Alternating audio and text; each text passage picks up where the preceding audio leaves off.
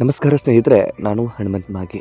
Mid weak nomination ಅಥವಾ ಎಲಿಮಿನೇಷನ್ನಲ್ಲಿ ಈ ಒಂದು ವಾರ ಕಾವ್ಯ ಹೊರಗಡೆ ಹೋಗಿದ್ದಾರೆ ಅನ್ನೋ ಮಾಹಿತಿ ಕೂಡ ಲಭ್ಯವಾಗ್ತಾ ಇದೆ. ಇದು ಸರಿಯೋ ತಪ್ಪೋ ಗೊತ್ತಿಲ್ಲ. ಒಂದಿಷ್ಟು ಈ ಕುರಿತಾಗಿ ಫೋಟೋ ಅಂಥದ್ದೆಲ್ಲವೂ ಕೂಡ ಸೋಷಿಯಲ್ ಮೀಡಿಯಾದಲ್ಲಿ ವೈರಲ್ ಕೂಡ ಆಗ್ತಾ ಇದೆ. ಸೊ ಮಿಡ್ ವೀಕಲ್ಲಿ ಕಾವ್ಯ ಹೋಗೋದಕ್ಕೆ ಸಾಧ್ಯನಾ ಎಂಬ ಒಂದು ಪ್ರಶ್ನೆ ನಿಮ್ಮಲ್ಲಿ ಕೂಡ ಕಾಡ್ತಾ ಇರ್ಬೋದು. ಇದರ ಬಗ್ಗೆ ಒಂದು ಕ್ಲಾರಿಟಿಯನ್ನು ಕೂಡ ಕೊಟ್ಟು ಬಿಡ್ತೀನಿ. ಈ ಒಂದು ವಿಡಿಯೋನ ಕೊನೆವರೆಗೂ ನೋಡಿ. ಒಂದು ಕ್ಲಾರಿಟಿ ಆಧಾರದ ಮೇಲೆ ಖಂಡಿತವಾಗಿಯೂ ಕಾವ್ಯ ಬಿಗ್ ಬಾಸ್ ಮನೆಯಿಂದ ಹೊರಗಡೆ ಹೋಗಿದ್ದಾರೆ ಅನ್ನೋದು ಗೊತ್ತಾಗೋದಕ್ಕೆ ಸಾಧ್ಯ ಆಗುತ್ತೆ.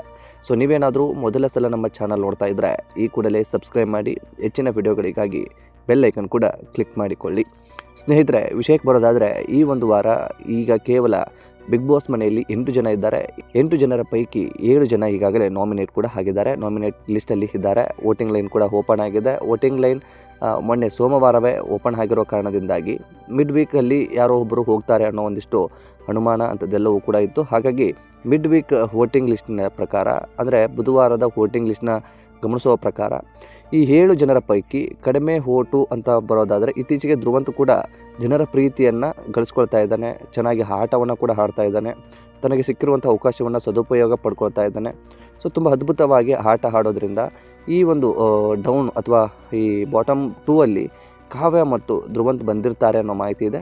ಆ ಪೈಕಿ ಧ್ರುವಂತ್ ಸೇವ್ ಆಗಿ ಕಾವ್ಯ ಬಿಗ್ ಬಾಸ್ ಮನೆಯಿಂದ ಹೊರಗಡೆ ಹೋಗಿದ್ದಾರೆ ಅನ್ನೋ ಒಂದಿಷ್ಟು ವದಂತಿಗಳು ಕೂಡ ಕೇಳಿ ಬರ್ತಾ ಇದ್ದಾವೆ. ಇದು ಎಷ್ಟರ ಮಟ್ಟಿಗೆ ಸರಿಯೋ ತಪ್ಪೋ ಗೊತ್ತಿಲ್ಲ. ಸೊ ಈ ರೀತಿಯಾದಂಥ ಆರೋಪಗಳು ಕೇಳಿ ಬರ್ತಾ ಇರೋದ್ರಿಂದ ಅಥವಾ ಈ ರೀತಿಯಾದಂಥ ಸುದ್ದಿ ಓಡಾಡ್ತಾ ಇರೋದ್ರಿಂದ ಮತ್ತು ಕೆಲವೊಂದು ಫೋಟೋಗಳು ಕೂಡ ಸೋಷಿಯಲ್ ಮೀಡಿಯಾದಲ್ಲಿ ಶೇರ್ ಆಗ್ತಾ ಇದ್ದಾವೆ. ಅಂದರೆ ಕೇವಲ 7 ಜನರು ಬಿಗ್ ಬಾಸ್ ಮನೆಯಲ್ಲಿ ಸಾಲಾಗಿ ನಿಂತ್ಕೊಂಡಿರ್ತಕ್ಕಂಥದ್ದು, ಅದರಲ್ಲಿ ಕಾವ್ಯ ಇಲ್ಲದೇ ಇರುವಂಥದ್ದು ಸೋಷಿಯಲ್ ಮೀಡಿಯಾದಲ್ಲಿ ವೈರಲ್ ಆಗ್ತಾ ಇರುವಂಥದ್ದು.